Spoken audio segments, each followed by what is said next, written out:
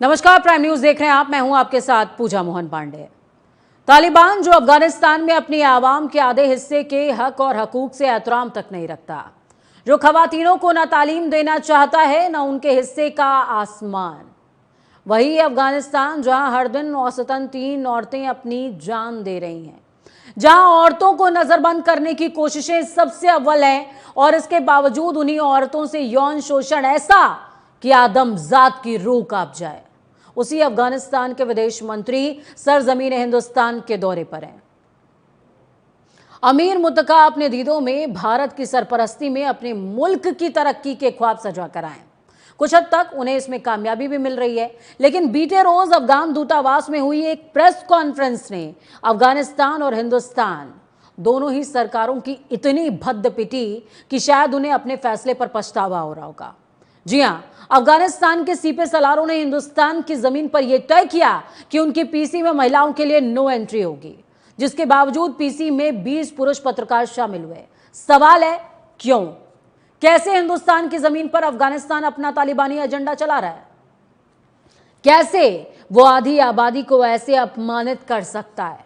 और कैसे तमाम पुरुष पत्रकारों और भारतीय सरकार ने इसका विरोध तक नहीं किया? कैसे? और यही वजह है कि अफगानिस्तान के हुक्मरानों की इस हरकत पर भारतीय सरकार हर तरफ ट्रोल हो रही है, क्योंकि अफगानिस्तान तो आधी आबादी के हकूकों को लेकर बेशर्म है, यह जग जाहिर है। जिसने संयुक्त राष्ट्र महासभा के प्रस्ताव तक को तवज्जो नहीं दी, उससे इससे ज्यादा हम उम्मीद क्या करें? लेकिन भारत, जहां शीर्ष पद पर महिला विराजमान है, जहां देश की अर्थव्यवस्था महिला चला रही है, जिस देश में महिला के अधिकारों का सम्मान होता है, जिस देश में महिला को स्वक्ति स्वरूपा मानकर पूजा जाता है, जहां हम कहते हैं यत्र नारेस्तु पूज्यते रमन्ते तत्र देवता, उस देश की जमीन पर इस तरह का निर्णय और उस निर्णय को लागू होने देना दोनों आधी आबादी का अपमान है। आज चर्चा इन्हीं तमाम पहलुओं पर करेंगे, लेकिन उससे पहले कुछ बयान हैं जो आपको सुनने चाहिए। सुनिए। तालिबान के विदेश मंत्री की प्रेस कॉन्फ्रेंस से भारत की जो महिला पत्रकार थी उनको निकाल दिया गया, उनको अटेंड नहीं करने दिया गया, उनको बैन कर दिया गया और भारत सरकार मूक दर्शक बनी हुई है। मतलब कितने कमजोर हैं आप मोदी जी, कितने कमजोर हैं आप जयशंकर जी कि आप इसके खिलाफ प्रतिकार नहीं कर रहे हैं। ऐसा होने दिया गया और लानत है उन पुरुष पत्रकारों पर जो अपनी महिला साथियों के बैन होने पर भी उस पत्रकार वार्ता में बैठे रहे। क्या हो रहा है इस देश में? बातें तो बड़ी बड़ी हैं, बेटी पढ़ाओ बेटी बचाओ, और बेटी जब सशक्त होकर एक निर्भीक पत्रकार बने और विदेश मंत्रालय कवर करे तो उसको बैन करने पर चुप्पी साध। बहुत ही शर्म की बात है भारत जैसे लोकतंत्र के अंदर, और अपने आप को महिला सशक्तिकरण का प्रतीक बताते हुए नरेंद्र मोदी जी की सरकार बेटी बचाओ बेटी पढ़ाओ का नारा देती है। अभी बिहार में चुनाव हो रहा है, सब महिलाओं के खाते में 10-10 हजार रुपए उन्होंने डाले हैं, उनकी रगों में सिंदूर भी दौड़ता है, लेकिन जब महिलाओं के अपमान की बात आती है तो वो चुप रहते हैं। सरकार भाजपा की, प्रधानमंत्री नरेंद्र मोदी, लेकिन सिस्टम तालिबान का चलेगा हिंदुस्तान में। मुझे तो सबसे पहले प्रधानमंत्री और होम मिनिस्टर का पक्ष जानना है कि भाई आप बताइए कि जब उन्होंने वुमेन जर्नलिस्ट को आने से मना किया, हमारे देश का रुख क्या था, हमारी स्टेटमेंट क्या थी? क्या आपने चुपचाप मान लिया? क्या आपने चुपचाप महिलाओं का अपमान को सह लिया? आज तो इंटरनेशनल बालिका दिवस भी है, तो ये प्रधानमंत्री बताएं, होम मिनिस्टर बताएं कि एक तरफ आप महिलाओं के सशक्तिकरण की बात करते हैं, बराबरी का हिस्सा मिले उसकी बात करते हैं, और दूसरी तरफ आप मान कैसे गए? किस तरह हमारे देश में हमारे ही जर्नलिज्म में इक्वालिटी और जेंडर इक्वालिटी के लिए तालिबान डिसाइड करेगा? तालिबान के अंदर अभी रिसेंटली एक फरमान जारी हुआ है कि जो भी नए घर बनेंगे उसमें खिड़कियां नहीं होंगी, क्योंकि अगर महिलाओं को कोई देख लेगा तो उनके साथ में अश्लीलता हो सकती है, किसी तरह का अपराध हो सकता है। महिलाओं की लिखी किताबें बैन कर दी गई हैं विश्वविद्यालयों में, और एक 6 साल की बच्ची से 45 साल के आदमी ने शादी करी तो वहां की सरकार का एक बयान सामने आया, 9 साल की होने तक इंतजार करना चाहिए था। सोचिए, उस देश की सरकार, उस देश के हुक्मरानों से हम उम्मीद और क्या कर सकते हैं। लेकिन हम बात हिंदुस्तान की कर रहे हैं। हिंदुस्तान की जमीन पर अफगानिस्तान अपना एजेंडा कैसे चला सकता है, तालिबान अपना एजेंडा कैसे चला सकता है, इस पर बात कर रहे हैं। इस चर्चा को बेहतरीन और खास बनाने के लिए हमारे साथ में आर.के. मिश्रा, बीजेपी से प्रवक्ता, जुड़े हुए हैं। हमारे साथ में डॉक्टर राम पांडे जुड़े हुए हैं, कांग्रेस से प्रवक्ता हैं यहाँ। रोहित शर्मा, विदेश मामलों के जानकार, हमारे साथ में जुड़े हुए हैं। प्रियंका राणा, सामाजिक कार्यकर्ता हैं, वो हमारे साथ में जुड़ी हुई हैं। बहुत स्वागत है आप सभी का। शुरुआत बीजेपी के साथ करेंगे। आर.के. मिश्रा जी, क्या कहेंगे इस पर? आपका फ्रेम शायद म्यूट है, बोलिए सर। आपने केवल 3 बाइट दिखाया, आपने वो तीनों कांग्रेस के नेता हैं यहाँ। आपने मंत्रालय जो केंद्र सरकार है उसका पक्ष आपने यहाँ पर कुछ नहीं दिखाया। मुझे लगता है केंद्र सरकार का पक्ष मैं पढ़ के सुना देती हूँ सर। आपको इस बात से आपत्ति है? केंद्र सरकार का पक्ष मैंने नहीं सुनाया, मैं पढ़ के सुनाऊंगी केंद्र सरकार का पक्ष। केंद्र सरकार का पक्ष है, अफगानिस्तान के विदेश मंत्री आमिर खान मुत्तकी की दिल्ली में हुए प्रेस कॉन्फ्रेंस को लेकर उठे सवालों पर भारत सरकार ने सफाई दी है। सफाई क्या दी है? विदेश मंत्रालय ने स्पष्ट किया है कि दिल्ली में आयोजित प्रेस कॉन्फ्रेंस में उसकी कोई भूमिका नहीं थी। यह कार्यक्रम पूरी तरह अफगानिस्तान के दूतावास की तरफ से आयोजित किया गया था। हो गया पक्ष सर, अब बताएं। पूजा जी, अब उसके बाद आपने देखा होगा जो कि जब सरकार का कोई इसमें है ही नहीं कोई रोल, कोई भूमिका नहीं है, तो जिस तरह से यहाँ पर विपक्षी दल इस सवाल को लेकर के इतना तूल देने का प्रयास कर रहे हैं और सरकार को कटघरे में खड़ा करने का प्रयास कर रहे हैं, ये तो उचित नहीं है। तूल देने का प्रयास? और एक चीज यहाँ पर तूल देने का प्रयास सर? आ रहा हूँ पूजा जी, आ रहा हूँ। अब यहाँ पर तालिबान का पक्ष है, यहाँ पर वो तालिबान का भी पक्ष यहाँ पर आया है, वो भी हम लोगों को थोड़ा यहाँ पर सुन लेना चाहिए। उन्होंने क्या कहा है, उनके जो प्रवक्ता है साहिल सुहैन, उन्होंने साहिल सुहैन कहा है उन्होंने, जो कि हमारी महिलाओं के प्रति भेदभाव की कोई नीति नहीं है। प्रेस कॉन्फ्रेंस में पास की संख्या सीमित थी, कुछ को मिले कुछ को नहीं। क्या बात है? एक तकनीकी 20 में से एक भी महिला नहीं, 20 में से एक भी महिला नहीं, कुछ को मिले कुछ को नहीं। क्या लॉजिकल पॉइंट है सर? पूजा जी सुनिए, मैं कोई तालिबान सरकार का कोई पक्ष नहीं ले रहा हूं, लेकिन जो मुद्दे आए हैं, जिस विषय के ऊपर में उनकी बातें हुई है, चर्चा। आप बीजेपी के प्रवक्ता हैं, भारत सरकार का पक्ष ले रहे हैं क्योंकि मौजूदा सरकार एनडीए की है, ये कहिए सर। मैं पूरा पहले ये पढ़ लेता हूं, उसके बाद पूजा जी आपका मैं बिल्कुल। देखिए, उन्होंने कहा यह एक तकनीकी मामला था, इसे नीतिगत मुद्दे के रूप में नहीं देखा। महिलाएं तकनीकी मामला नहीं समझ सकती हैं?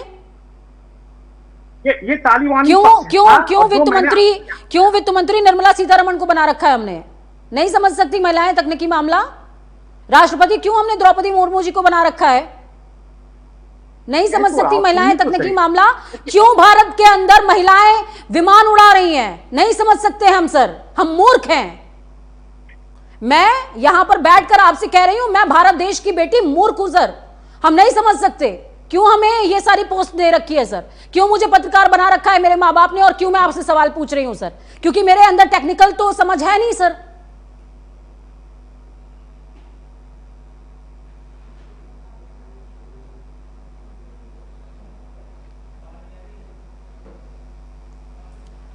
आर.के. मिश्रा जी को आवाज नहीं आ रही है, या शायद इन सवालों के जवाब वो देना नहीं चाहते। जो भी है, एक बार हम आवाज ठीक करेंगे उनकी। डॉक्टर राम पांडे, आप क्या कहेंगे सर? मैडम धन्यवाद, आपने तालिबान समर्थकों को एक्सपोज किया। और मुख्यमंत्री हैं उत्तर प्रदेश के योगी आदित्यनाथ, उन्होंने कहा, विधानसभा में भी कहा, कई बार कहा कि जो लोग तालिबान समर्थक हैं उनको एक्सपोज किया जाना चाहिए, और जो तालिबानी होते हैं वो महिलाओं और बच्चों पर क्रूर अत्याचार करते हैं। आज भारतीय जनता पार्टी का जो असली चेहरा है, या अपन कहेंगे दोगला चेहरा है, दो मुही बातों करने का जो चेहरा है, वो आज जनता के सामने एक्सपोज हो रहा है, और आपके चैनल के माध्यम से भी एक्सपोज हो रहा है। आपको धन्यवाद। मोदी जी कहते हैं कि हमारे भारत की सीमाएं सुरक्षित हैं, कोई आतंकवादी नहीं आ सकता है। अब कैसे आतंकवादी आ गया? यह तो मतलब पूरा दुनिया के द्वारा घोषित आतंकवादी देश है। दुनिया के द्वारा घोषित ये पता है कि आतंकवादियों ने वहां अफगानिस्तान की जो लोकतांत्रिक सरकार थी उसको गिराकर कब्जा किया है। ये वो आतंकवादी हैं जिन्होंने पाकिस्तान के अंदर ट्रेनिंग ली हुई है, और जिन आतंकवादियों ने पाकिस्तान के अंदर ट्रेनिंग लेकर अफगानिस्तान पर कब्जा कर रखा है, उन पाकिस्तानी अफगानिस्तानी आतंकवादियों को आप भारत में बुला रहे हैं। और प्रूफ है कि विदेश मंत्री बैठे हुए हैं, यहाँ दूतावास चल रहा है। अभी तक तो हिंदुस्तान के लोग सोच रहे थे कि दूतावास बंद हो चुका होगा। मतलब हिंदुस्तान के लोग जो आपके चैनल को सुन रहे हैं वो बड़े आश्चर्य में पड़ रहे होंगे कि एक आतंकवादी देश का हमारे देश में दूतावास चल रहा है, और उस दूतावास में उसके नियम चल रहे हैं।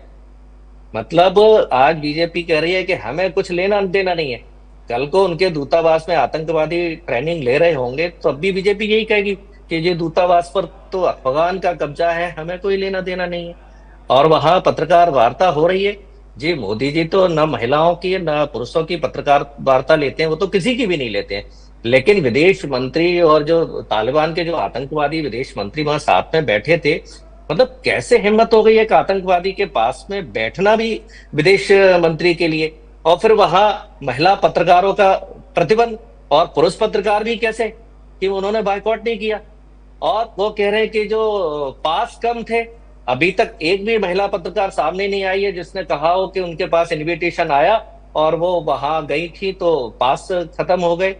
तो भारतीय जनता पार्टी की जो विचारधारा है वो सीधे सीधे से सबके सामने आ रही है कि इनकी क्या सोच है, क्या करते हैं। सुनने में आ रहा है कि पाकिस्तान से निपटना है इसलिए अफगानिस्तान की मदद ली जा रही है, एक पिद्दी देश से निपटने के लिए एक आतंकवादी देश की मदद ली जा रही है। आज पाकिस्तान और अफगानिस्तान आतंकवाद के मुद्दे पर दोनों लड़ रहे हैं, और एक आतंकवादी देश को हम मजबूत करेंगे तो हमारी सीमाएं भी अफगानिस्तान से मिलती है। कल को अफगानिस्तान मजबूत होगा तो वो तो आतंकवादी देश है, कल वो हमारे देश में आतंकवादी भेजेगा। और उन आतंकवादियों को मजबूत भी किसने किया? भारतीय जनता पार्टी की सरकार ने। किसने आतंकवादी वहां भेजे थे? ठीक है कंधार में भारतीय जनता पार्टी के विदेश मंत्री एक बार ओपनिंग रिमार्क सभी का हो जाए। आ रही हूँ सर, मैं आपके पास आ रही हूँ। आर के मिश्रा जी आ रही हूँ। प्रियंका राणा जी, आप क्या कहेंगी इस पूरे मसले पर? देखिए, तालिबान की सोच और मानसिकता जग जाहिर है, इसमें कोई दोराय नहीं है कि हम सबको पता है कि मैडम गनीमत इस बात की है कि कहीं तालिबान के जो हुक्मरान यहाँ पर मौजूद हैं और विदेश मंत्री आमिर खान मुक्तकी, इनकी तरफ से ये फरमान नहीं जारी हुआ कि हमें आपको जो है यहाँ पर हिजाब पहन करके बैठना होगा, वरना हो सकता है हमारी और आपकी शक्लें ना दिख रही होती और इतनी आवाज़ हमारी निकल भी नहीं पा रही होती। ये तो शुक्र है कि हम हिंदुस्तान में मौजूद हैं और हमारी आवाज़ निकल रही है और बहुत समानता के साथ में हम अपनी सरकार से ये सवाल पूछ पा रहे हैं। लेकिन क्या पता उनका फरमान जारी हो गया होता तो हम बोल भी ना पा रहे होते। नहीं, बिल्कुल। और दुख भी इसी बात का है कि हम हिंदुस्तान में बैठे हैं और हमारी जो सरकारें हैं वो ये दावा करती हैं कि वो महिला सम्मान के लिए सरकार में आई हैं। कुर्सी भी उन्होंने इसी तरह के जुमले बोल बोल करके ली थी कि महिला सम्मान में बीजेपी मैदान में, लेकिन आज जब सम्मान की बात आती है, महिलाओं के अपमान की बात आती है तो मौन हो जाते हैं। फिर कहते हैं कि ये उनकी एम्बेसी का मामला है। अरे भाई, हिंदुस्तान की धरती के ऊपर किसी भी महिला का अपमान कौन सी एम्बेसी को अलाउड कर देते हैं आप लोग? क्या एक्शन लेंगे उनके खिलाफ? और वो भी ऐसे देश के, उसकी मानसिकता होगी, लेकिन आपके देश के अंदर कोई आ रहा है तो आप अपनी मानसिकता दिखाएंगे ना। आप अपने देश की सभ्यता और कल्चर उसको समझाएंगे कि नहीं समझाएंगे? उसको ये समझाएंगे कि नहीं समझाएंगे कि हमारे देश के अंदर जो महिला है वो कंधे से कंधा मिला करके चलती है पुरुषों से। वहां पर ये देख करके, जेंडर देख करके पासेस नहीं दिए जाते हैं। तो जो अधिकार पुरुषों का है वही महिलाओं का है, और आप हमारे देश में आकर के किसी भी महिला का अपमान इस तरह से नहीं कर सकते हैं। लेकिन आप क्या कर रहे हैं? आप यहाँ बैठ करके ये सफाई दे रहे हैं कि भाई वो तो एम्बेसी का मामला है। एम्बेसी में किस तरह से, मैं तो कहती हूँ हिंदुस्तान के किसी भी कोने में अगर महिला का अपमान होता है तो जिम्मेदारी किसकी होती है? उस स्टेट की सरकार की होती है कि नहीं होती है? यहाँ पे तो सेंट्रल गवर्नमेंट है। तो आप जब 56 इंच का छाती की बात करते हैं, आप ये कहते हैं पूरे विश्व में हमारा डंका चलता है, हमारी तो आंखों से देश के हर एक सरकार डर जाती है, वो आप अपने देश के अंदर अपनी महिलाओं का अपमान होते देख रहे हैं। इस तरह की चीजें कभी भी एक्सेप्टेबल नहीं है। और हम तो हमेशा से ही, जब भी कभी कुछ ऐसी डिबेट होती है या कुछ होता है पूजा जी, हम यही कहते हैं कि आप बना दीजिए तालिबान, अगर आपको महिला को अपमान करवाना है। अगर इस देश के अंदर बलात्कार नहीं रोक सकते हैं तो फिर आपकी सोच जो है वो तालिबानी है। लेकिन आज तो आपने सही मायने में ये दिखा दिया कि हमारा देश भी अब क्या तालिबानी सोच से चलने लगा है। क्या इसी तरह की चीजों को हम बढ़ावा देंगे? क्या हम अब एम्बेसी के ऊपर कोई एक्शन नहीं लेंगे कि आपने किस तरह से किसी भी जेंडर को बिना देखे कैसे पासेस अलाउ नहीं किए, किस तरह से आप हमारी देश की महिलाओं को जो धरती से लेके आसमान तक परचम लहरा रही हैं, क्या उनको ये नहीं पता है कि उनके देश की तरह महिलाएं नहीं है हमारे देश के अंदर? हमारे देश की महिलाएं जो हैं वो चाहे साइंटिस्ट हो चाहे खेल का मैदान हो, हर कदम मुझे लगता है कि देश का शायद नाम तालिबान के रोशन कर अंदर भी चुकी हैं। हमारे आपकी तरह मुखर महिलाएं हैं, क्योंकि शायद वो इस घुटन का शिकार हो रही हैं, जिस यही वजह है कि औसतन हर रोज 3 महिलाएं जान भी दे रही हैं। रोहित शर्मा जी हमारे साथ में विदेशी मामलों के जानकार जुड़े हुए हैं। रोहित शर्मा जी, आप इस पूरे मसले को कैसे देखते हैं? क्या पाकिस्तान को घुटने पर लाने की जिद में हिंदुस्तान ये भूल गया कि वो आधी आबादी का अपमान कर बैठ रहा है और शायद इसका खामियाजा उन्हें आगामी दिनों में भुगतना पड़ सकता है? मैडम, अगर आप इंटरनेशनल लॉ पढ़ें तो इंडिया की जो बाउंड्री है वो 12 नॉटिकल माइल्स तक जाती है, हमारी जो समुद्री सीमा जी, ठीक है। तो वहां तक हमारी सीमा है, वहां तक हमारा कानून है। हमारा कानून और कहां लगता है? हमारा कानून इंडियन एम्बेसी कहीं पे भी है या इंडियन हाई कमीशन कहीं पे भी है, वो हमारा एरिया है, वो हमारे कंट्री का पार्ट है। वहां हमारा फ्लैग लगाया जाएगा और वहां पे हमारा कानून लगता है। साथ में हमारे जितने फ्लोटिंग बेसेस हैं, चाहे वो शिप्स हो या वो एयरक्राफ्ट हो, एयरक्राफ्ट फ्रांस के एयरपोर्ट पे भी खड़ा है, उसके अंदर कोई मर्डर हो गया, कानून हमारा लगेगा। उसके बाद हमारे जो permanent basis across the world, ये जैसे दक्षिण गंगोत्री है अंटार्कटिका में, तो वो हमारा एरिया है, हमारा कानून लगता है। और ये इंडिया का कानून नहीं है, ये इंटरनेशनल लॉ। ये एम्बेसी जो है वो उस कंट्री का पार्ट, उस कंट्री का एरिया है, उस कंट्री का। अगर मैं इंडियन एम्बेसी इस्लामाबाद में घुसता हूं तो टेक्निकली मैं इंडिया में खड़ा। तो ये समझने की बात है, ये जो एम्बेसी है ये कभी बंद नहीं हुई थी, हमेशा से चल रही थी। ये उनका एरिया है, वहां इंडिया का कानून लागू ही नहीं। तो वो जो कर रहे हैं तालिबान, तो जग जाहिर है वो तो महिलाओं के साथ कितना कर रहा है, कितना गलत कर रहा है, इसको तो यूएन तक कंडेम कर चुका है। लेकिन क्योंकि ये उनका एरिया है, हमारी गवर्नमेंट इसमें बहुत कुछ ज्यादा नहीं बोल सकती। हमारी गवर्नमेंट सिर्फ प्रोटेस्ट कर सकती है, उससे ऊपर कुछ नहीं कर सकती। क्योंकि प्रोटेस्ट कर सकती है, प्लस जिन पत्रकारों को पासेस दिए गए 20 पत्रकार, क्या वो इसका बहिष्कार कर सकते थे सर? तालिबान तो जो एक्सप्लेनेशन दे रहा है वो तो बकवास है। तुम्हारे 20 थे तो 21 भी हो जाते, इतनी छोटी एम्बेसी नहीं है कि 21 नहीं बैठते, वो बकवास है। वो एक लेडी को नहीं बैठाना चाहते थे, बस ये बात है, और कोई रीजन नहीं है। लेकिन बात ये है क्योंकि एम्बेसी पहले से चल रही है अफगानिस्तान की, और अफगानिस्तान की जो एम्बेसी है वो पहले अशरफ गनी गवर्नमेंट जाने के बाद कई साल तक अशरफ गनी गवर्नमेंट के हाथ में रही, फिर साइलेंटली डिप्लोमेट्स गायब हुए उनके और तालिबान के आके बैठ गए। अभी तक हमने उस कंट्री को रिकॉग्निशन नहीं दी है, लेकिन एम्बेसी तो फंक्शन कर रही है और हमारी एम्बेसी वहां फंक्शन कर रही है, रिकॉग्निशन उसको भी नहीं है, ठीक है ना। लेकिन जिसकी रिकॉग्निशन की बात अभी हुई है, इस मीटिंग में हुई है कि जो एक पर्टिकुलर वो सिस्टम रन कर रहे हैं उसको वो एम्बेसी में कन्वर्ट करेंगे। मैडम, इस इंसिडेंट के होने तक अभी तक नहीं है रिकॉग्निशन, करेंगे बोला गया। जब रिकॉग्निशन नहीं है तो हम उसको बहुत ज्यादा कुछ नहीं बोल सकते। तीसरी सबसे इंपॉर्टेंट चीज ये कि ये सारे के सारे डिप्लोमेट्स होते हैं, इनके पास डिप्लोमेटिक इम्यूनिटी होती है, हम इन्हें अरेस्ट नहीं कर सकते। एक केस था दिल्ली के एक स्कूल का, जहां पे डिप्लोमेट का बेटा था, वो लड़की के साथ छेड़छाड़ियां रेप केस में फंसा था। अभी वो केस चल ही रहा है। इनफैक्ट उसको भी उसकी डिप्लोमेटिक इम्यूनिटी की वजह से वो डेली स्कूल जा रहा था, लड़की सामने थी और पुलिस कोई एक्शन नहीं ले पा रही थी। फिर उसके बाद उसकी डिप्लोमेटिक इम्यूनिटी खत्म की गई, तब उसे अरेस्ट किया गया। तो ये चीज है, और वो इस काम में कई महीने लगे। ये किसी अफ्रीका कंट्री की थी, मैं एग्जैक्ट डिटेल्स आपको बता दूंगा अगर मुझे थोड़ा मौका दे दो। तो ये डिटेल्स हैं। हम बहुत सारे ऐसे इंसिडेंट रहे, पाकिस्तान के डिप्लोमेट्स हैं पकड़े जाते हैं आतंकवाद को सपोर्ट करते हुए, साफ लेकिन ना तो श्रीलंका कोई एक्शन ले पाया, ना नेपाल ने ले पाया, ना इस हम ले पाए। देश के तो अंदर प्रियंका राणा जी और कुछ कहना चाह रही हैं। वायुसेना की जो महिलाएं हैं वो किसी दुश्मन देश को धूल चटा सकती हैं? क्या अफगानिस्तान को इसकी भनक नहीं थी? क्या उनको ये नहीं पता था उनकी एम्बेसी को और वहां के विदेश मंत्री को इस देश के अंदर महिलाओं का क्या स्थान है? क्या उनकी इतनी हिम्मत हो सकती है कि वो हमारे देश के अंदर आकर के महिलाओं का अपमान कर सके? थर थर कांपता है, डंका बजता है सरकार का, और आप ये कह रहे हैं कि हम कुछ नहीं कर सकते। गिरफ्तार करने की बात क्या कर रहे हैं? गिरफ्तारी नहीं कह रहे हैं हम लोग, लेकिन कोई बाहर से आकर के हिंदुस्तान के अंदर उसको आप अपनी सभ्यता और संस्कार इतना तो समझ होनी चाहिए कि इस देश के अंदर आकर के आप महिलाओं का अपमान नहीं कर सकते हैं। और पूजा जी, एक बात और है, सरकार की तो बात छोड़ दीजिए, लेकिन मैं तो पत्रकारों से भी पूछूंगी, वो जो पुरुष पत्रकार थे उन्होंने बायकॉट क्यों नहीं किया? क्यों वो लोग 20 पास लेकर के भी अंदर चले गए? उनको भी बायकॉट करना चाहिए था, क्योंकि आप जब वहां जा रहे हैं तो आप अपने पत्रकार साथी जो महिला है उसका अपमान सहन करके और अंदर जा रहे हैं, तो उनकी भी गलती है।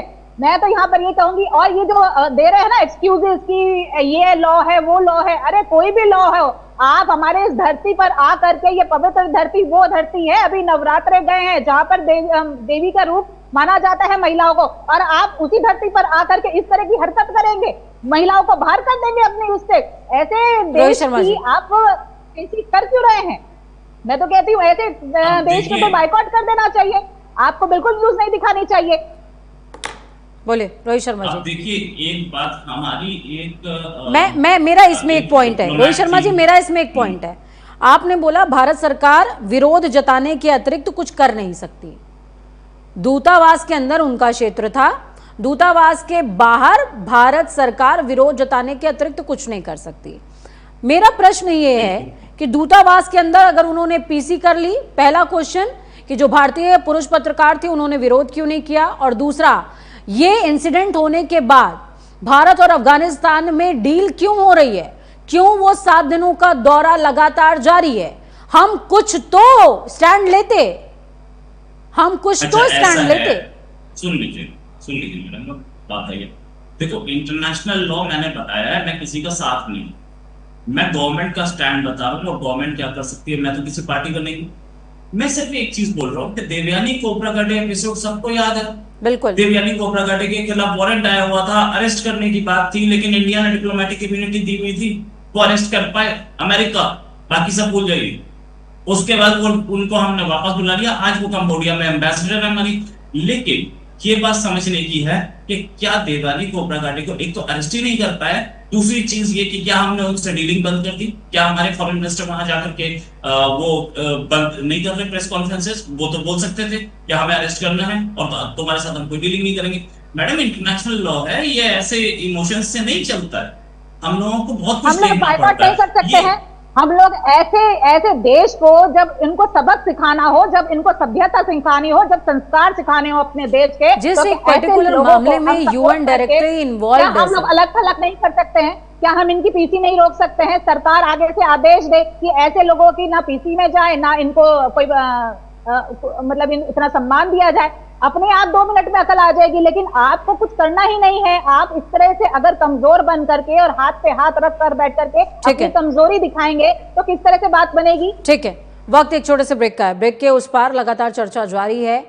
जिक्र इसी बात का हो रहा है कि हिंदुस्तान की सरजमी पर महिलाओं का आधी आबादी का अपमान क्यों?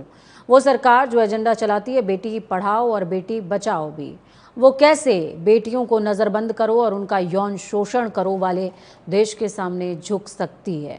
सवाल इसी बात पर हो रहा है। ठीक है, आप दूतावास के अंदर कोई एक्शन नहीं ले सकते थे, लेकिन दूतावास के बाहर जब डीलिंग्स हो रही हैं उस दौरान क्या कोई ऐसा स्टैंड, खेल के मैदान में आप हाथ ना मिला करके संदेश दे सकते हैं, लेकिन अपनी महिलाओं के सम्मान में आप कुछ भी करके संदेश नहीं दे सकते क्या? इसी पर चर्चा करेंगे।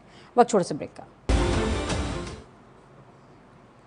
ब्रेक के बाद एक बार फिर से आप सभी का स्वागत। चर्चा लगातार इसी बात पर कर रहे हैं कि जो हिंदुस्तान पाकिस्तान को आईना दिखाने के लिए खेल के मैदान से लेकर सरहद तक का इस्तेमाल कर रहा है, वही हिंदुस्तान जब किसी और देश की बात आ रही है, अफगानिस्तान की बात आ रही है तो शांत क्यों है? महिलाओं के सम्मान की बात आ रही है तो शांत क्यों है? ये समझने की लगातार हम कोशिश कर रहे हैं। डॉक्टर राम पांडे, आपके पास आऊंगी।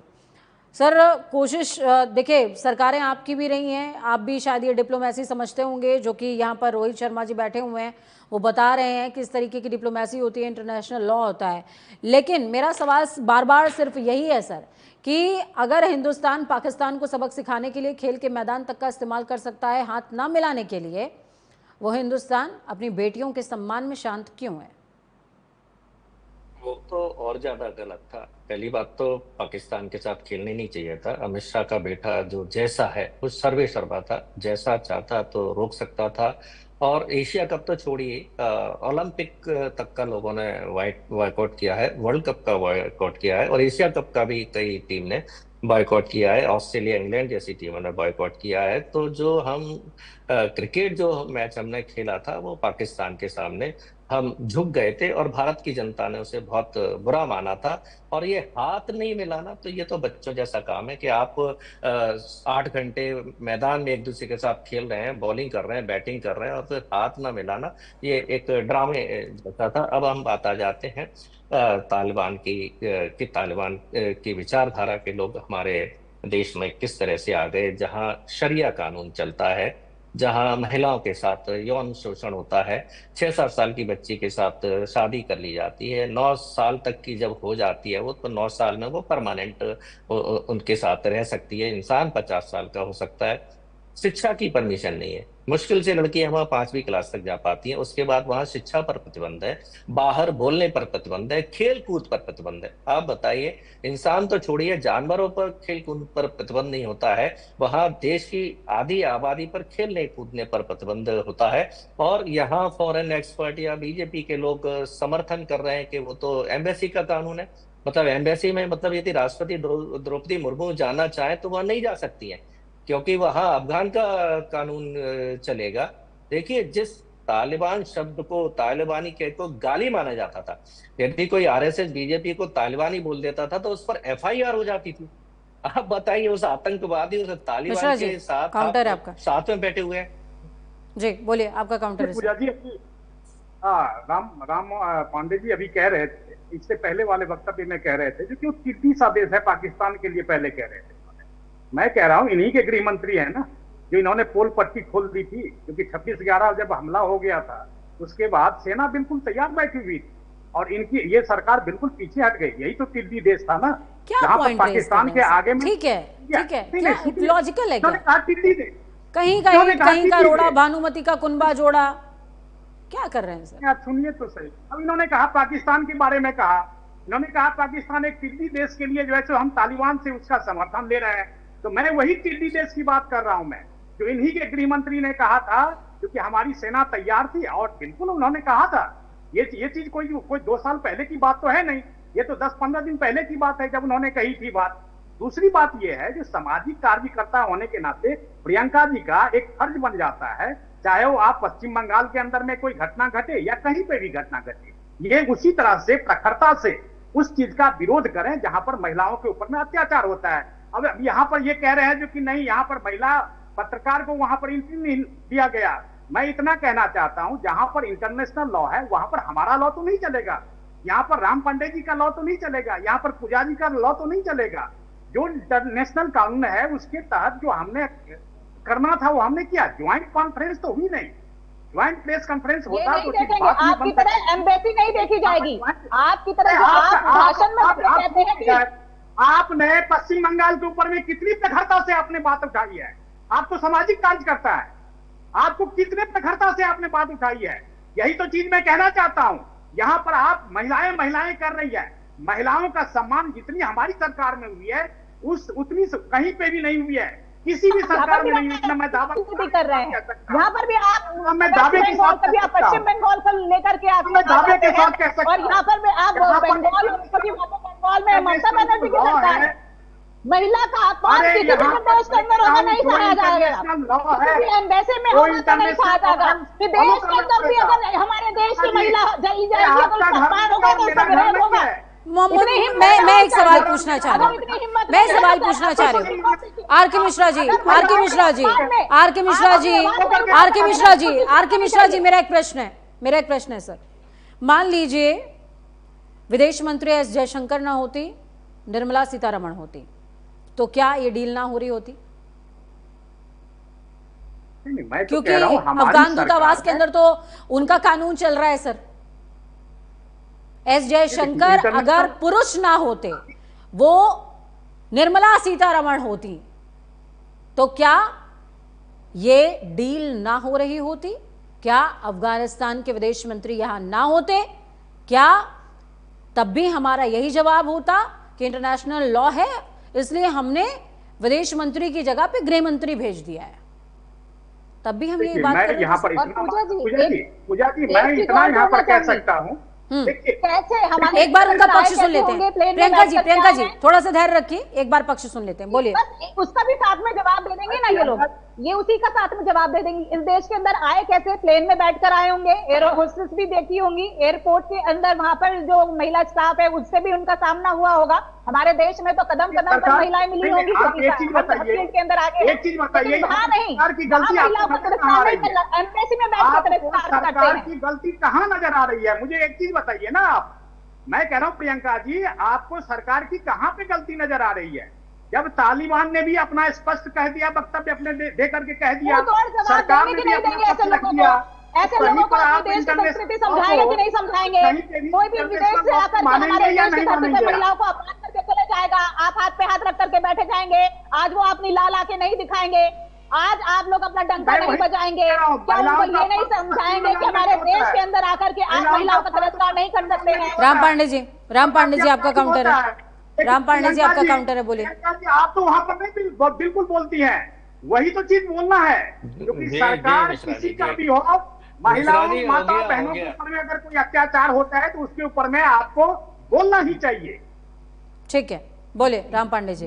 देखिए ये तो महिलाओं को ये तक कह देते हैं, जो हमारी सेना की, आर्मी की जो चीफ महिलाएं कि आतंकवादियों से मिली हैं, आतंकवादियों की बहन है, और वो मंत्री मध्य प्रदेश में अभी भी है, विजय शाह। उस पर कोई कार्रवाई नहीं हुई है। अब एक आतंकवादी को आप भारत में बुलाते हैं, दूतावास में बिठाते हैं। पहली बात तो दूतावास ही नहीं होना चाहिए था ऐसे देश का, और उस देश से आप क्या मदद लोगे?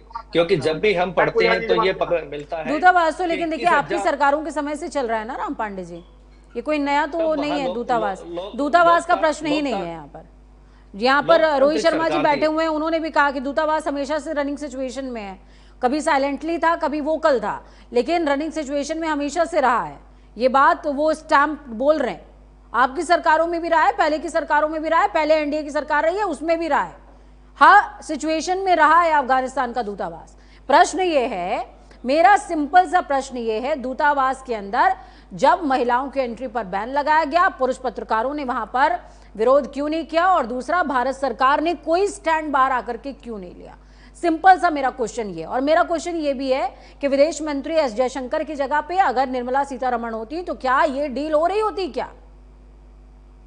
जी, आपका सवाल बहुत अच्छा है। और जो भारतीय जनता पार्टी की मोदी सरकार है, तालिबान सरकार से अच्छे संबंध बनाना चाह रही है। जब अच्छे संबंध बनेंगे तो वहाँ के वित्त मंत्री या हमारी भारत की वित्त मंत्री से बात करना चाहेंगे, या कोई महिला मंत्री है या कोई महिला आईएएस है या महिला कोई एम्बेसी में है, तो क्या ये तालिबान के लोग उससे बात नहीं करेंगे? तो ये भारतीय जनता पार्टी का जो तालिबान की जो मदद लेना है, ये अपने आप में बहुत बड़ी गलती है। क्योंकि हम जब भी पढ़ते हैं कि तालिबान क्या सप्लाई कर रहा है, ड्रग्स, 21,000 करोड़ की ड्रग्स कहाँ पकड़ी गई? गुजरात में। सप्लायर कौन था? तालिबान। अब हम महिलाओं की तो बात कर रहे हैं, तालिबान के कारण आज एम्बेसी में वहां झंडा भी नहीं लग पाया। जब दो देशों के प्रमुख प्रेस कॉन्फ्रेंस लेते हैं तो झंडा लगता है, तो वहां ना तो तालिबान का झंडा लगा ना भारत का झंडा लगा। मतलब झंडा इन्होंने 52 साल तक फहराया नहीं, और उसके बाद झंडे का भी अपमान किया। ये भारत में पहली बार हुआ है कि वहां झंडे का अपमान किया गया है। और एक ऐसे देश से आप मदद लेना चाह रहे हैं जो प्योर आतंकवादियों की सरकार है। आप कह रहे हैं हमारी करोड़ों की इन्वेस्टमेंट है वहां पे अफगानिस्तान के अंदर में, क्या हम ऐसे ही छोड़ दें उसको? नहीं, आपके कथनानुसार हम उसको ऐसे ही छोड़ दें? क्या हम वहां पर उन सरकार से नेगोशिएट करके उस काम को आगे नहीं बढ़ाएं? आप चाहते हैं जो कि नहीं, लाखों करोड़ों अरबों हम वहां पर हम डुबा दें वहां पर?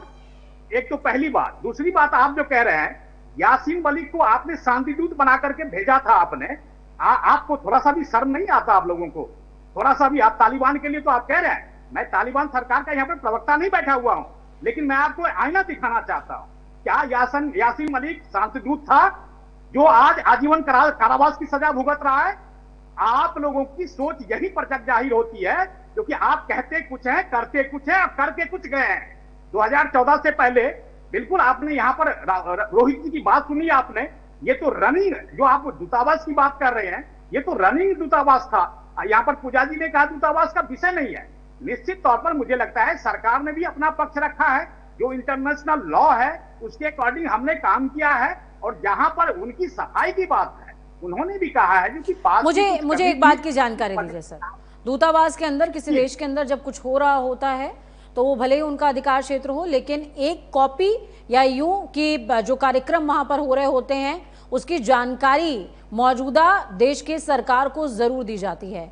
क्या भारत सरकार के पास ये इन्फॉर्मेशन थी कि उसमें महिलाएं नहीं इनवाइट की गई हैं, बैन है, ये जानकारी थी सर? पूजा जी बिल्कुल सही आपने प्रश्न किया। मैं इतना कहना चाहता हूं, जब उनको जानकारी दी गई तो ये लाइन वहां पर नहीं था, जो कि महिला पत्रकार को बैन कर दिया गया है, ये कोई लाइन नहीं था पूजा जी। मैं आपको स्पष्ट करना चाहता हूं, आपको यही तो चीज कहना चाहता हूं। यहाँ पर राम पांडे जी हो या प्रियंका जी हो, मैं तो कह रहा हूं महिलाओं के ऊपर में जितने भी अत्याचार पश्चिम बंगाल या अन्य प्रदेशों में हुए हैं जहां पर कांग्रेस शासित प्रदेश था, वहां पर ये लोग एक शब्द नहीं बोले हैं। लेकिन हमारी सरकार ने जिस तरह से माता बहनों का सम्मान किया है, ये मैं आपको दावे के साथ कह सकता हूं, इस सरकार ने माता बहनों के साथ जितना आप कह रहे हैं जो कि अच्छा किया है, मुझे नहीं लगता जो कि किसी सरकार ने भी इस तरह का कोई कदम उठाया होगा।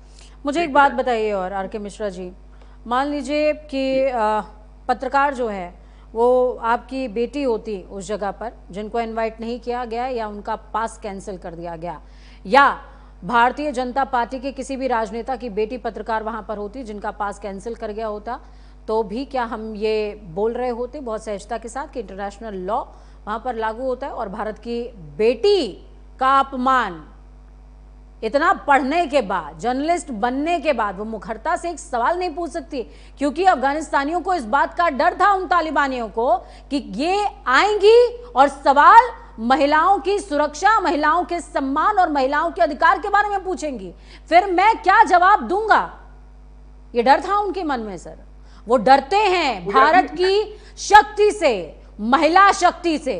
इस बात को समझने का प्रयास कीजिए, और वही शक्ति हमें काबिज रखनी है, हमें मुकम्मल रखनी है। इन जैसे तालिबानियों की खोपड़ी में ये समझ में उनको आना चाहिए कि भारत की बेटियां हैं जो सेना की वर्दी पहन करके उनकी छाती को छलनी भी कर सकती हैं और जरूरत पड़ने पर स्ट्रैटेजी से उनको मात भी दे सकती हैं। ये भारत को बताना चाहिए सर। आपकी तरफ से जितने भी मैं देख पा रही हूं उसमें डेलीगेशन जो भी गया, जिसमें एस जयशंकर बैठे हुए थे, उसमें भी कोई फीमेल नहीं है। वहां पर तो हम अपना कुछ कह सकते थे, स्टैंड ले सकते थे, ठीक है तुमने महिला पत्रकार नहीं बुलाई, यहां पर हमारी डिप्लोमैट्स होंगी। क्या महिला डिप्लोमैट्स नहीं है इंडिया के अंदर? या फिर आप ये भी कह दीजिए कि अफगानिस्तान को डील करने के लिए हमने महिला डिप्लोमैट्स रखी ही नहीं क्योंकि वहां पर तालिबानी सोच चलती है, हिजाब पहन के जाना पड़ेगा और महिला नहीं जाएगी हिंदुस्तान की। कोई महिला डिप्लोमैट नहीं थी हमारे पास सर। उनके जवाब में हम ये तो कर सकते थे। पूजा जी मैं जवाब दूं? बिल्कुल जवाब दीजिए सर, मैं आप ही से जवाब पूछ रही हूँ। जी पूजा जी, देखिए हम लोग एक कदम आगे की सोच रहे हैं। क्या ऐसा हुआ होता, क्या सरकार ने ऐसा किया, ये हम लोग एक आधा कदम आगे की सोच रहे हैं। हम ये सोच करके नहीं हमने अपने डिप्लोमेट तैयार किए। भारत है सर, आप एक कदम की बात कर रहे हो, भारत है सर, आप एक कदम की बात कर रहे हो। मैं तो कहती हूं कि भारत को 100 कदम आगे की सोचनी चाहिए, और यही इसी की बात तो शायद प्रधानमंत्री नरेंद्र मोदी करते हैं, अगर मैं गलत नहीं हूं तो। अगर मैं गलत नहीं हूं सर, इसी की बात करते हैं। वो शक्ति के पुजारी हैं प्रधानमंत्री नरेंद्र मोदी, 9 दिन की उपासना करते हैं वो, अगर मैं गलत नहीं हूं तो। बोलिए सर। पूजा जी बोलिए सर। हाँ पूजा जी, देखिए यहाँ पर हम ये कहा जो कि एक कदम हम आगे की सोचते हैं। ये आपने 2047 और उनके जो विजन के बारे में, विजन की बात ही नहीं कर रहा हूं, मैं कह रहा हूं कोई भी अगर कार्यक्रम है उसमें एक कदम आगे की सोचने लगे हैं, जो कि उसमें इस तरह से अगर होता, ऐसा ये व्यवस्था होती तो क्या होता। मैं कहता हूं हमने, सरकार ने कहीं पे भी इस तरह का सोच लेकर के आगे नहीं गया होगा। जो हमारे डिप्लोमेट में महिला नहीं होगी, या तालिबान को क्या पसंद है क्या नहीं पसंद है, ये सोच कर करके हमने जो है सो कोई इस तरह का डेलीगेशन हमने नहीं राम किया। पांडे जी काउंटर आपका बोलिए। लेकिन ये जरूर है क्योंकि हमने जितना महिलाओं का उनको अपनी अधिकार देने का काम किया है, वो कहीं ना कहीं मुझे लगता है जो किसी भी सरकार में नहीं किया गया। जी मिश्रा जी, बहुत अच्छा बचाव कर रहे हैं तालिबान का, आप बहुत अच्छी बात रख रहे हैं। अब आज से आपको तालिबानी कहकर हम पुकार तो सकते हैं, नहीं तो अभी तक FIR हो जाती थी यदि ये बीजेपी RSS यदि तालिबानी कहते थे। मैं आपको पाकिस्तानी कह सकता था, जैसे मैं आपको पाकिस्तानी कह सकता था, क्योंकि यासीन मलिक को मैडम इनका मूव ऑन कराइए, बहुत चल रहा है मैडम।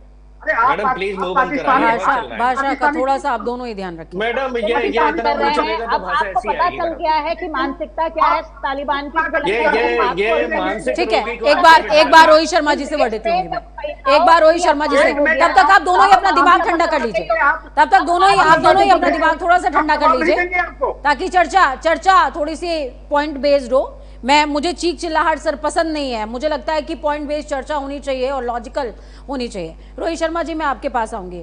सर, क्या ये पॉसिबिलिटी नहीं थी जिसका मैं जिक्र कर रही हूँ, ये PC जिसका मैं जिक्र कर रही हूँ, ये आपने बोला अफगान दूतावास के अंदर ये हमारा कोई कानून नहीं चलता, ठीक है, अग्री सर। लेकिन जो मेरा नेक्स्ट क्वेश्चन था कि क्या भारत इसके काउंटर में अपने कुछ डिप्लोमेट्स फीमेल लेकर के नहीं जा सकता था, क्या ये पॉसिबिलिटी नहीं थी सर? मैडम ऐसा होता है कि हम लोगों के जो लोग वहां पोस्टिंग होते हैं, मैं अफगानिस्तान की बात कर रहा हूँ, हमारे जो डिप्लोमेट्स अफगानिस्तान में पोस्टिंग जिनकी होगी वो हमारी चॉइस होगी। अगर हमने लेडी भेजनी है तो हम भेजेंगे। वो लोग वहां से ऑब्जेक्शन लगा सकते हैं कि इसको ले लो, वो लोग पर्सोना नॉन ग्राटा डिक्लेयर कर सकते हैं। पर्सोना नॉन ग्राटा मतलब अनवांटेड आदमी। हमने अभी पाकिस्तान के 2-3 डिप्लोमेट्स को पर्सोना नॉन ग्राटा डिक्लेयर किया है, तो उनके पास वो राइट है पर्सोना नॉन ग्राटा डिक्लेयर करना, और 24 घंटे या 48 घंटे का टाइम दिया जाता है कि इसमें चले जाइए वरना हम आपको अरेस्ट कर लेंगे।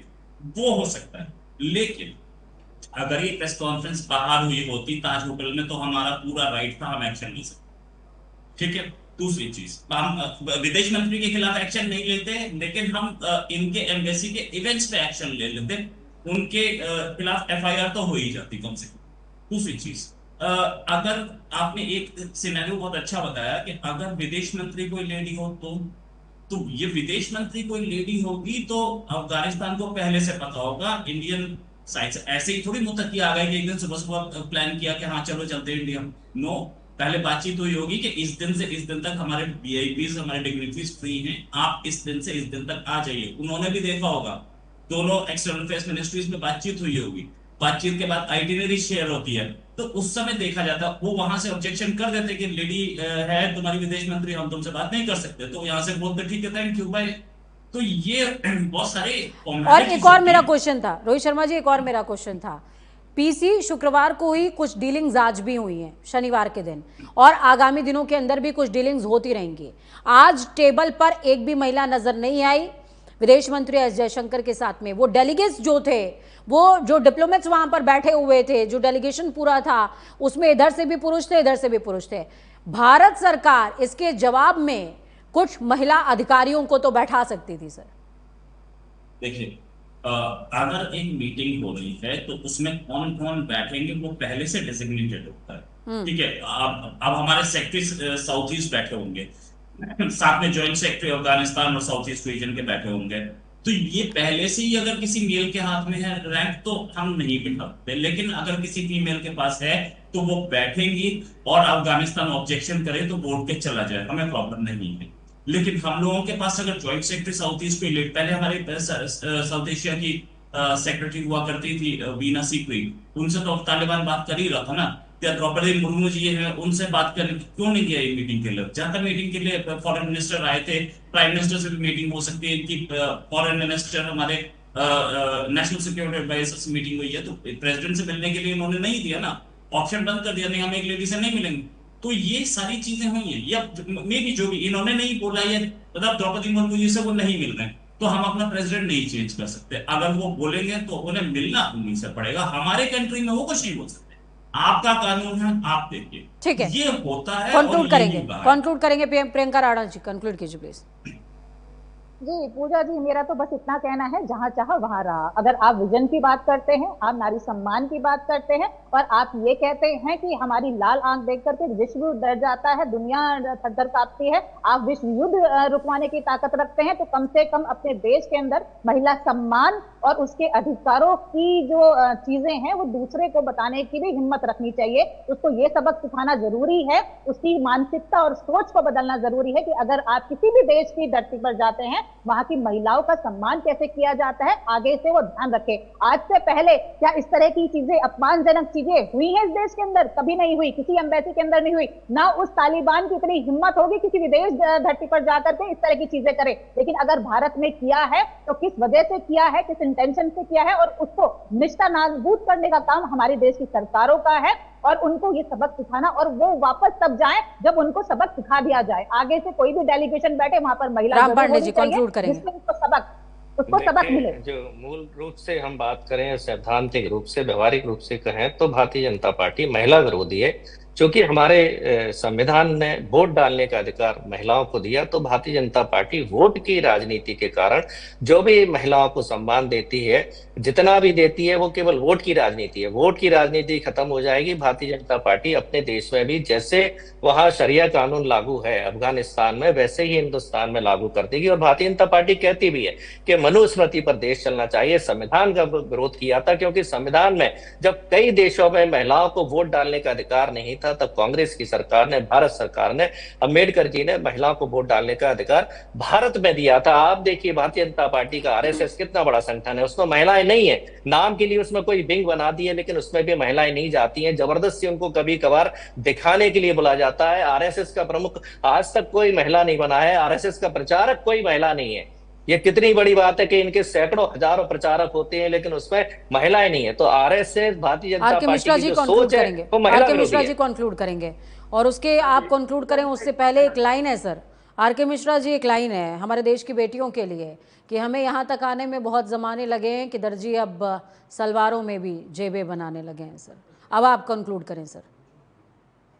पूजा जी देखिए, हमें लगता है जो कि हमारी सरकार ने माता बहनों को जितना सशक्त किया है, चाहे हर तरफ से देखें, आर्थिक रूप से देखें, आप समाज में उनका रिप्रेजेंटेशन देखें, इतना सशक्त किया है जो मुझे नहीं लगता है कि 2014 से पहले कोई भी सरकार अगर रही हो तो उन्होंने उनको इतना सशक्त किया होगा। निश्चित तौर पर इस तरह की घटनाएं जो हुई है वो मुझे लगता है जो कि कहीं ना कहीं वहां पर तकनीकी कहीं ना कहीं कमी देखी गई है, और मुझे नहीं लगता है कि कोई इंटेंशनली इस तरह का कोई बात होगा। फॉरेन एक्सपर्ट जुड़े हुए हैं रोहित शर्मा जी कंक्लूड करिए प्लीज सर।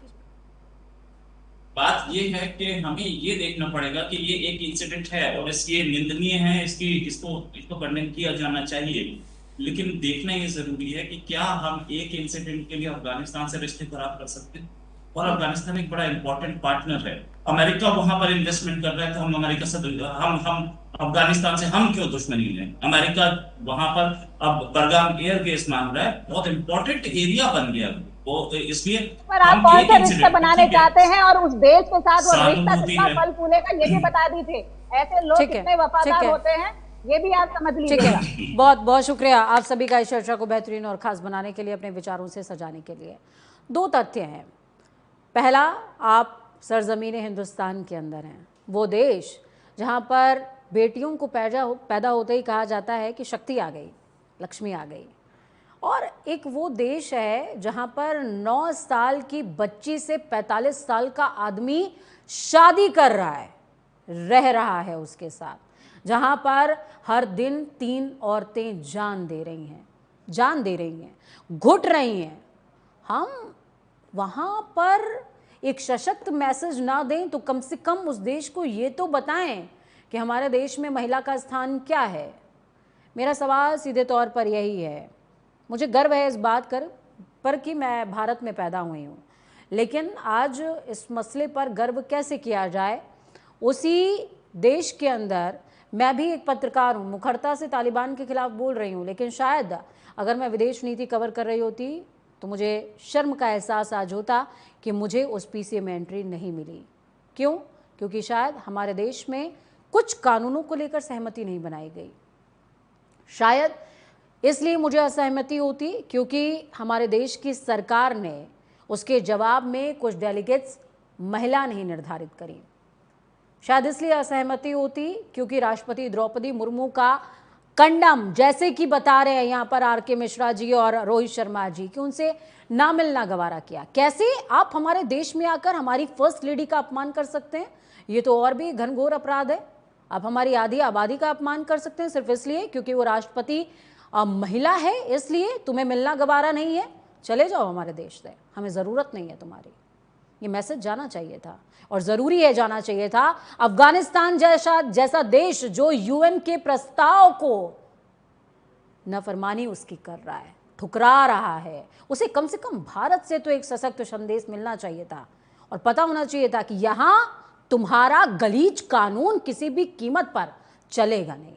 वक्त छोटे से ब्रेक के उस पार खबरों का सफर लगातार जारी। बने रहिए प्राइम न्यूज़ के साथ, क्योंकि हमारी एक ही कसम है, राष्ट्र ही सर्वप्रथम है। वो राष्ट्र जहां पर महिलाओं का सम्मान होता है, उन्हें शक्ति स्वरूप में पूजा जाता है, जहां पर महिलाओं को समानता का अधिकार मिलता है, जहां वो अपने हिस्से के आसमान में विमान भी उड़ाती हैं और इंद्रधनुष भी सजाती हैं।